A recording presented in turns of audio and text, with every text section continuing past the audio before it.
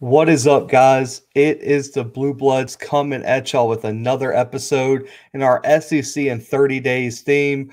We are joined by Princeton Daily Clarion sports editor and editor for A Sea of Blue, which is the Kentucky site for SB Nation. Some of the best sites out there, man. Make sure to go check them out.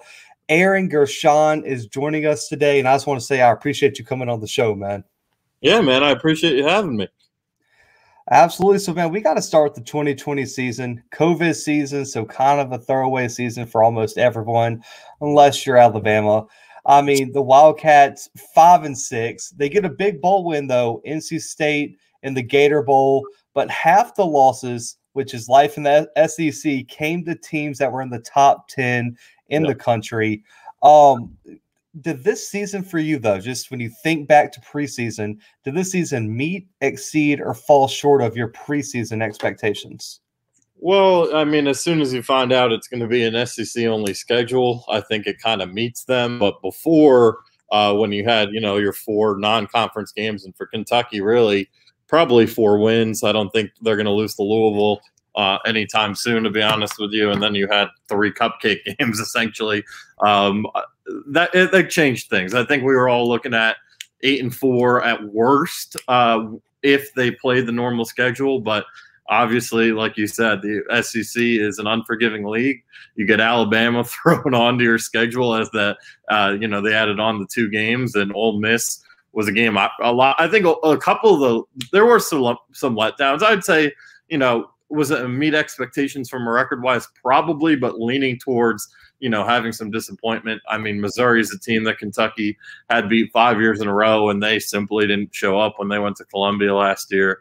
That was a real stunner. And then you had Ole Miss, which really the only game the offense clicked on all cylinders, but the defense didn't show up to that one, and you lose that one at home in just in gut-wrenching fashion with the missed extra point in overtime. So I think you look back and those 2 games haunt you, but otherwise it's about what you expected. I mean, look, we're also dealing with a lot of, they had their only COVID issues came when they were going to Florida and Alabama, and they probably weren't going to win either of those games, but the scores ended up being a lot uglier because of that. So like you said, a little bit of a throwaway season, but at the same time, it's not something anyone here wants anymore. The expectation at Kentucky now is to be contending for the SEC East, and last year was a huge letdown in that respect. Right. And I mean, with COVID, no spring practices, you can't really fault anything, any team for doing what they did. But one of the breakout players for me last year that just got drafted, Jamin Davis, first-round pick for the Washington football team. For you, I always like to highlight these type of players that might not, because he didn't get a lot of shine during the season. There's a lot of average fans that might have never even heard his name. But for you, what made him such a successful player at Kentucky, and what are your expectations for him at the next level? Yeah, he was super impressive. Look, he kind of started to break out a little bit toward the end of his sophomore year of 2019 when they had some issues at middle linebacker with Cash Daniel injured. But I mean, the big thing with him is he's speed kills in any level of football. And for a middle linebacker, he's as fast as they come. He's as athletic as they come. And that tells you not only did he make 102 total tackles, but he had 3 picks and took 185 yards to the house. So he's a freak athlete. I think that's the one thing that we all noticed. He's also just a super quiet, humble guy. He leads by example. And he definitely, playing in the SEC was not too big for him, and he didn't want his name to be necessarily the guy that everyone's talking about. He just wanted to go out there and do his thing, and I think that's what was most impressive about him. So I'm a Giants fan, so I can't root for him that much, at least. I'll root for his individual success. But I think Washington's got a hell of a player, and Ron Rivera is one of the best coaches in the league, and he's only going to take guys who, 1, fit from a culture standpoint, and 2, can really ball out. And I just think he landed in a perfect spot in the middle of that defense. And that's kind of just the way Kentucky's been. They produce these guys that may not – you think Kentucky, you think basketball. So they're the guys you don't necessarily, think about all too much, and they wind up panning out. And I think Jamin will be great at the next level. I really do, but you never know. Right. Yeah, he was one of my like sleepers in the draft. I mean, going back and watching his tape, which I didn't see too many Kentucky games this year, but I mean, going back and just watching him, he's like you said, an elite athlete. But I want to move to the most important position on the field, quarterback. Terry Wilson was the guy for the Wildcats. Now he's transferred out of Lexington. That leaves Joey Gatewood, Bo Allen as the favorites. But then you also add in the transfer from Penn State, Will Levis. He can sneak in during fall practices. What do each of these guys bring to the table, and who is your favorite right now to be QB1 for the Wildcats when they take that first snap? Yeah, it's really interesting. I mean, I think Bo Allen is a guy who's already a fan favorite, even though he hasn't really played, because he's a Lexington kid. So he's a high 4-star recruit from Lexington. His dad played quarterback for Kentucky back in, I think, either the 80s or 90s. So he's a guy a lot of the fans have loved from day one, even though he's thrown like 3 passes. Gatewood is obviously the Auburn transfer who was a top 50 high school recruit. Got one chance last year when Wilson was hurt against Georgia, and it's hard to go in and make your first SEC start against Georgia. So he didn't play great, but he showed a couple of flashes. But I think Will Levis is the guy that we're all expecting to start because he's the guy that Liam Cohen, the new offensive coordinator, has handpicked. I mean, he's the only quarterback that was brought in since Cohen took over as offense coordinator after the Rams season ended in January. So he's a guy that Cohen went out and recruited himself and got from Penn State. And he's the guy we obviously haven't seen anything of him yet. We've seen the other two a tiny bit. But we all assume all the talk is that he's been prepared, been pretty much preparing to be the starter. The one thing that Allen and Gate would have a leg up on is they were here for spring, and Levis was finishing his degree at Penn State, so he was not here for spring practice. But I mean, he's been learning the playbook virtually, which is a common thing nowadays.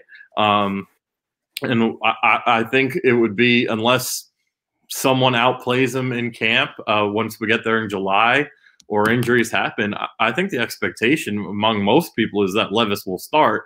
My question is, there's a lot of questions that come with that. The first being, Joey Gatewood's a high-profile guy. If he loses the job, does he follow the trend of so many others, which he's already done once in his career and just said, screw it, I'm out of here, I'm transferring. We'll see. But I think Allen's a guy who's he's only going to be he'll be a redshirt freshman. Everyone obviously got that year of eligibility last year. So I think he wasn't expecting to start this year anyway, I don't think. So he's probably a guy who will be second or third on the depth chart. But I think it's, at the end of the day, it probably goes between Levis and Gatewood, and Levis being the guy that Liam Cohen handpicked probably is a leg up. Right. So, I mean, just a follow-up here. I mean, I know he was handpicked. Do you think Levis fits the new scheme the best out of the 3 potential candidates? We don't know much about the scheme yet because there's no spring. Right. And we obviously, with COVID, there hasn't been any access to seeing them. But I do from a standpoint of, I think it's going to be a far more balanced offense. Obviously, the last couple of years, it's been ground and pound. And you know what? That's been their strength. Their offensive line, even this year, should be one of the best in the SEC again. And they have great running backs every year. Chris Rodriguez is probably the best running back in the SEC heading into the year. So with that said, though, they're going to want to air it out and also run with the quarterback. And I think Gatewood's a good mobile quarterback, but his arm is totally unproven. Levis is known for having a cannon and he can move. So I think that from that standpoint, for what Kentucky's trying to accomplish, which is becoming a balanced offense, I absolutely think he does fit the best. Yes. Well, yeah, I'm excited to see it. I mean, as an Auburn guy myself, I mean, I saw Gatewood. I mean, he never really got a chance. Like you said, everything's unproven. It's all high school tape. It's all measurables. That's what Joey Gatewood is at this point. So I'm interested to see how this plays out. But it all starts with the head guy. Stoops has been the head guy at the program since 2013, 9th season. He went from 2-10 to a top 10 team in 2018 with an SEC title game shot late against Georgia at Kroger Field. How has Stoops had so much success in a place like Lexington? And do you think he can be the guy to help the Wildcats break through into an SEC title run? Oh, no doubt about it. I mean, he's really obviously the next step, and they've been stuck on, is winning the SEC East. But like you said, I mean, he came in the first year, he was 2-10, inheriting just a bad roster. Joker Phillips, obviously the guy in between him and Rich Brooks, who had a ton of success, really blew things up, and the program was in shambles. But you look at how quickly Stoops really turned it around. I mean, obviously they've been able to afford to play the long, well, not necessarily afford, but they've been patient, unlike all these other programs where it's, if you don't turn it around in 2 or 3 years, you're gone. And they've been patient with Stoops. They accepted, getting to 5 wins in years 2 and 3, which, is a 3-win improvement, and winning some league games, which they didn't do for that 2-year span. And then, slowly since then, they've been at least been in a bowl game every year, and they've won one the last 3. So I think that the next step is obviously an SEC East title, but the way they're recruiting, I think next year, right now, last I checked, they were 12th. Their class is ranked. It's a really good class, and every year these classes are now finishing in the top 25 or right outside of it, which is something that wasn't happening under anyone else here. So I definitely think he's the guy to do it, if anyone can do it. Obviously, every year we have to deal with the rumors of him going somewhere else, but he really he doesn't seem like a guy who's leaving until he finishes what he wants to do here, which is at least win an SEC East title. And obviously that's why they put in so much money. It's not only him every year to keep him, but Vince Mara, the recruiting coordinator, getting $1 million to keep him away from Michigan State last year when his good friend Mel Tucker was trying to make him offensive. I don't know exactly. I know definitely recruiting coordinator. Might have also been the offense coordinator if it weren't for Kentucky going in and spending a lot of money. So they're putting money into keeping those guys and making sure that they stay and finish what they started. Right. Yeah. I mean, he's probably one of my favorite coaches, just like as an outsider. That's like, you always have to root for Stoops in this program. I remember in 2018, I was like the staunchest Kentucky guy. I was like, I hope they win it all. I hope they make a run and win the Natty. I was rooting for you guys. But you mentioned the recruiting trail. That's where it all starts. That's why the best teams win the championship year in and year out. A top 35 class this cycle, headlined by 2 top 150 recruits in Yeager Burton and Trevin Wallace. Yeah. As an Auburn guy, I really wanted Trevin. I'm not going to lie. That kind of broke my heart when he went to Kentucky. But what were some of the biggest positional needs for the Wildcats this cycle, and who are some instant impact guys that you see in this class that can make an impact the first snap this fall? Yeah, I think one was definitely the inside linebacker spot. We talked about Jamin Davis. Obviously, it wasn't even a given. He was going to the NFL after the year. He's a junior, and he, like you said earlier, he broke onto the scene. So he wasn't a guy they were really expecting to lose after the 2020 season, but they did. And they definitely needed to shore up that inside linebacker position, which is, like you mentioned, made Trevin Wallace a huge deal to get a linebacker like him in. So I think that was one spot. I definitely think building, obviously the offensive line is their biggest strength, but to keep building depth there, this will be the last year for Darian Kennard, who's probably going to be a first-round pick in next year's NFL draft. This is going to be the last year for Luke Fortner, who decided to come back for his 6th year, which was a huge surprise and get for Kentucky, pretty much a recruiting win without recruiting. And then obviously you lose Drake Jackson, the all-SEC center last year, and you've lost Landon Young last year. So building offensive line depth. So obviously Jagger Burton's a Lexington kid too. So keeping him, at home was humongous. I also like a lot of the guys they've got in the 2020 class to fill that need. But really, you got to look at what they did in the transfer market. Obviously, we talked about Levis, and he's probably going to be the starting quarterback if you'd ask me. But just, a week ago, they were able to coach Kez Jones from Ole Miss. They're, I believe, leading tackler or one of last year. That's, you got to give credit to John Summerall, the inside linebackers coach who was at Ole Miss just a couple of years ago. He's an amazing recruiter, and he's brought guys in from Georgia and Mississippi at such a high rate. So to get Jones, I mean, he's going to be an instant plug-and-play starter at middle linebacker. And that was the biggest need, and they really filled it. And the third would be receiver. I mean, that's, again, even with Wan'Dale Robinson coming in off the transfer market, another one of the transfers there, that was the biggest weakness that kept them from winning more games last year. Was their, Terry Wilson's numbers may not look good. I can't tell you how many drops or how many missed routes there were from poor receiver play. So they were able to get to Kel Crowdis, Christian Lewis, Chauncey Magwood, some underrated wide receivers from those, both the Kel Crowdis, a Lexington kid, and then you got Magwood and Lewis, I think, out of Alabama and Georgia, respectively. So they did it. They really did a good job filling positions of need. Just because not all of them had the 5-star ratings doesn't mean that's one thing we've learned at Kentucky is stars mean nothing. I mean, Josh Allen, 2-star recruit, Calvin Taylor, who led the SEC in sacks 2 years ago, or was up there, 2-star recruit. So they're getting the high threes and the low fours has worked well, even lower for them. So I just think they did a good job hitting what they needed.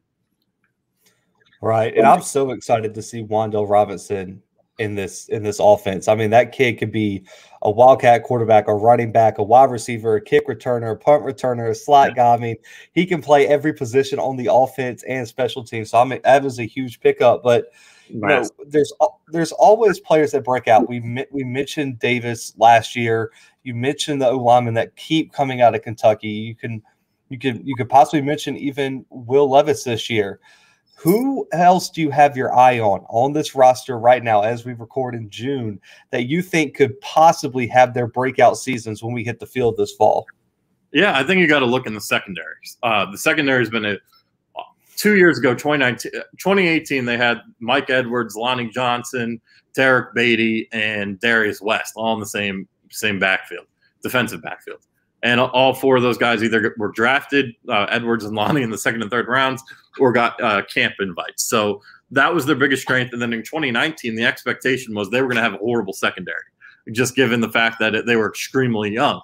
Instead, they had they were the only team outside of Ohio State, who obviously was a playoff team that year, that didn't allow 10 touchdown catches. So that was a huge surprise. And then this year, they had another nice year in the secondary, but now Kelvin Joseph, great on the field, not off the field, is gone. And Brendan Eccles, one of the most underrated corners in the SEC, in my opinion, in the last couple of years, is gone as well, both draft picks. So I think you got to look there because that seems to be a spot that they always succeed in. I think the two guys that are my breakout candidates on this one is one that's kind of already broken out but is underrated, kind of like Jamin Davis was, but not to the extent as Yusuf Corker. He's a rising senior at the safety position, 77 total tackles. Last year, he also, I believe, led the team in tackles the year before. He's, like Davis, extremely fast. He was able to get 2 picks last year, defend a couple passes, but he's really good in the run-stopping game, and he will drop back and do great in the zone. So I think that's one guy to look at. And the other for me is another rising senior, Tyrell Ajon, who, he's in all the highlight reels because he seems to come up with big picks in big games. He had a pick against Florida in 2019, the game they lost at home. He had a big, I'm trying to think, he's had a couple big picks. All of his picks have been big.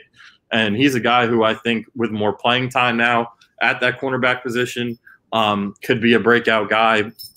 He's, again, extremely fast. He's a versatile guy who could play both defensive back positions. So he just makes big plays every year. Looking at his stats right now, right, the other pick was against Mississippi State in 2018, the game that finally had them become ranked when they shut down Mississippi State's offense. So every year he comes up with a big pick, and I think this year with more playing time, you can see a lot more of that. Right, yeah, I mean, that's one thing you can't teach the DBs. It's just that playmaking ability. I mean, you could teach all the form, all the positioning, but if they just aren't a playmaker, then you can't really change it. So that's huge for Kentucky. But looking at the schedule, man, I went ahead and was kind of breaking it down. And for me, this is one of the more manageable schedules, in my opinion, in the SEC. There's a real shot here for Kentucky to make a run. There is that tough 3-game stretch, though, and I know you know what I'm talking about here. Florida, LSU, Georgia, all back-to-back in 3 straight weeks. If Kentucky can steal a game or two in this stretch, there's a 10-11 win season sitting there for the Wildcats, in my opinion. But for you, what is the ceiling and or floor for this 2021 team right now? That's a great question. I mean, look, they're non-conference compared. There's some tough non-conference slates in this SEC this year. I was looking actually the other day at it. I mean, I believe Georgia's playing Clemson. Arkansas has a terribly hard path in the non-conference. So it's not easy for a lot of teams. But you look at Kentucky's non-conference, first of all, I don't think ULM, I think they were 0-10 last year. That's obviously going to be a win. New Mexico State's not going to be a problem. The only game you look at is Louisville, the rivalry game, but Kentucky has outscored them 101-23 the last two matchups. So you can't be too worried about that. In the SEC, obviously they've had great success with South Carolina. Who knows what they're going to be? Missouri, I think, is a game week 2 that I think everybody on the Kentucky team has it just circled. I mean, this is a team they've beat, they've had beat 5 years in a row. Even when Missouri, I think in 2019 when they came in, were with Kelly Bryant, were 9-point favorites, and Kentucky just completely shut them out defensively. So that's going to be a game I just don't see them losing. I think they're just going to be too motivated there. And then obviously I think they're probably ahead of – they're definitely, I think, have jumped Tennessee in that SEC East. And who knows what Tennessee is going to deal with the transition year. They're obviously ahead of Vanderbilt. So the 4 games you look at, like you said, it's even – I'd put it at a 4-game stretch of unknown with Florida, LSU, Georgia, and Mississippi State. Obviously, I think they're probably a better team than Mississippi State, but they haven't won in Starkville in a long time. I honestly, off the top of my head, I couldn't even tell you the last time they won in Starkville. Usually those two teams with their, they play every year, and usually the home team wins. That's how it's been at least since 2015. So that game, obviously they're going to have to prove they can go win down there, though I do think they're the better team. Florida is the most frustrating thing ever, obviously. 30, they had the 31-year streak. They break it. They should have won 3 in a row from 17 to 19. They blew 2 opportunities at home, so this one will be another one at home. It's definitely interesting to me that I think this is the first time. I can't tell you the year off the head that this is not going to be the first SEC game, or other than last year. That is, I guess last year they played at the end of last year, but weird scheduling. But this is the first normal year where Florida's not their first SEC game in quite some time. So it'll be interesting to see if that helps them at all. I think Florida's probably due to take a step back just because of how much they lost and how inexperienced they're going to be. So that could go either way. LSU, like you said, I honestly have to look in more, and I have no idea what to expect from LSU this year. I don't think anybody does. They're just it's a weird situation. Then obviously it's Georgia is their new one. They just can't get off their backs, and they play really well defensively. At least the last 2 years. I mean, I think the combined score. I know last year was 14-3. And the year before that was 21-0. So they do enough to stop them on offense. And obviously there's not going to be the Kentucky's #1 killer. DeAndre Swift is now 2 years gone. So last year they were able to do a really good job against the run. So that game in Athens, though, that's going to be tough. So I think really in reality, I really believe the ceiling could be a 10-win season. I just don't see this being the year they beat Georgia. I really think Georgia has a chance to win the whole SEC this year. And then, a combination of Florida, LSU, and Mississippi State probably sees them trip up, just knowing how history goes. But I'd say that's your ceiling. And then the floor, it's hard to imagine them losing some of those games I mentioned in the SEC, but you just never know. Obviously, Tennessee outside of, the 2 games in these last 4 years has been just horrible for them. So it's hard to ever guarantee them a win over Tennessee, just given the history, how that goes. And then, honestly, I see them taking care of business with Missouri, South Carolina, and Louisville and Vandy. So really, I mean, I guess I would say I really think at worst you're looking at 8, because you just never know. Tennessee and Louisville are rivalry games that could, at the end of the day, just be weird, and that's how it goes. Obviously, Kentucky beat Louisville in 2016 when they were 28-point dogs, so anything can happen there. But I think between 8 and 10 is really the only way to look at it. Just like you said, it's such a manageable schedule. They would really have to either go through an injury bug or something to mess it up. I agree. And I mean, I'm looking at it. I mean, Florida, I feel like that's a toss-up game this year. Like you said, all that inexperience. LSU, like you said, it could either be a draw 4 card or like not even in the deck. No, how to evaluate LSU. I just don't know. They're just I don't know. They could win. They could win the SEC, not win the SEC West, but be up there, or they could win 3 games. They're weird. Exactly. So that's a toss-up. But yeah, I agree with you. Georgia this year, especially with now landing 2 5-stars last week. That team's just, even without George Pickens, that team is going to be disgusting. But it's going to be a good year for Kentucky. I'm excited. But last question here, man. I've been to a lot of SEC stadiums. Kentucky is like one of the last ones I have to come knock off. And I still remember, it's weird, that environment 2018 against Georgia was one of the most ridiculous environments I've seen. So it shows that these fans cared, that Lexington, Kroger Field could be an intimidating environment. What makes that place such a unique environment on game days? Well, I'll tell you what, I think Kentucky's fan base is so passionate whenever – obviously, basketball is the one sport where they could be 0-20 and they'll still show up in full force. But when there's momentum and they sense, really more than anything, they sense good effort and they sense this team really wants it, they show up. I remember when I was a freshman, at UK in 2017, my first real – I went to – the non-conference games, but the real experience I had was that Florida-Kentucky game in 2017, and the place was sold out. Obviously, Florida came into that game ranked 20th, but that was the year they won 4 games. It was a winnable game. They should have won that game. Won't go down that road, but it was just electric. And when the team is good, especially in 2018, you mentioned the Georgia game, but I'd even look at the Mississippi State game. I mean, that place was – because, Georgia took the crowd out by the second quarter, but Mississippi State from – kickoff to the last second, the place was a madhouse. And that was, the Benny Snell game. It's just such a passionate fan base when things are going right, especially with this football program.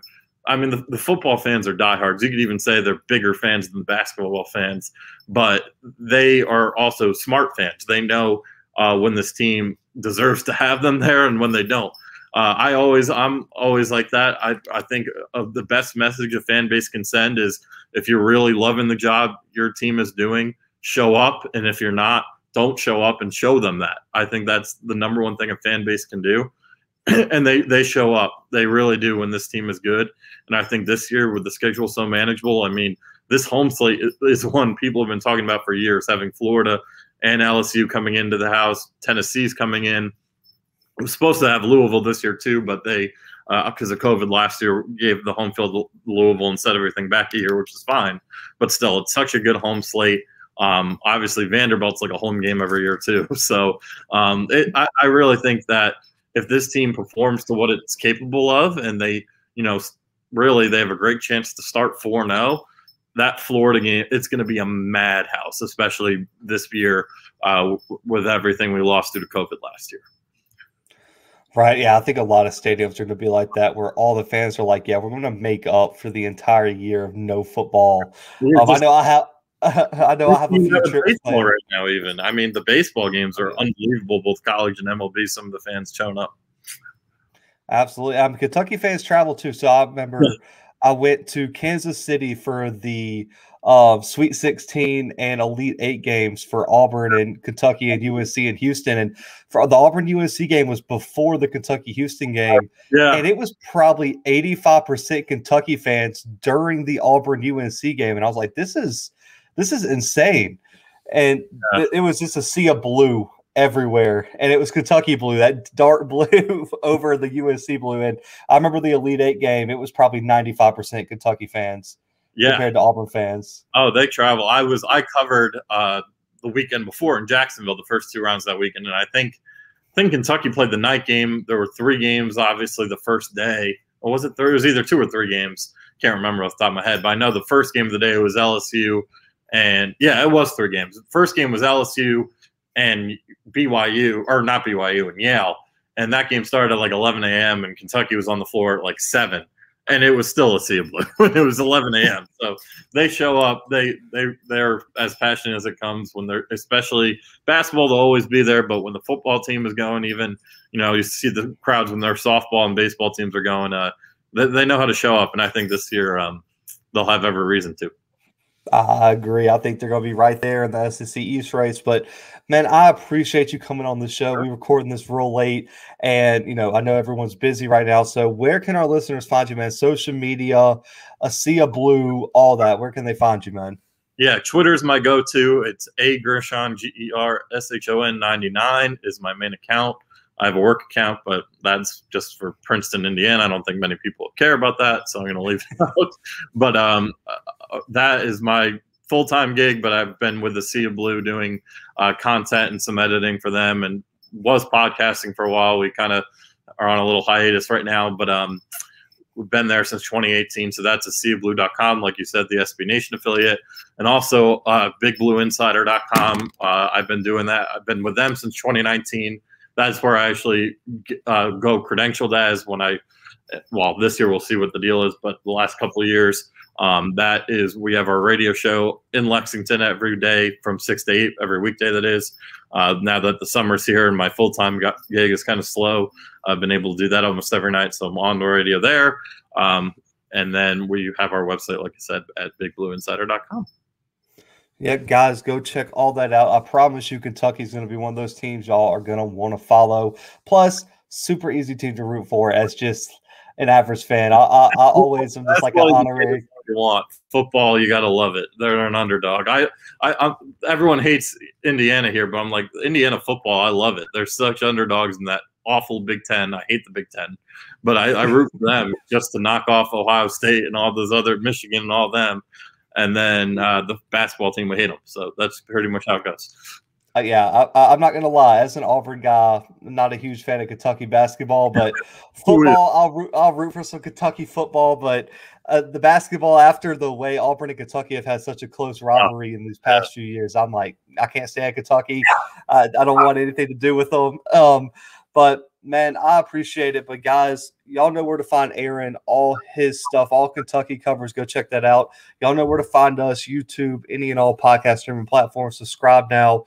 Give this video a thumbs up. Go follow Aaron. Go follow us. But for Aaron, myself, and the Blue Bloods guys, we are out.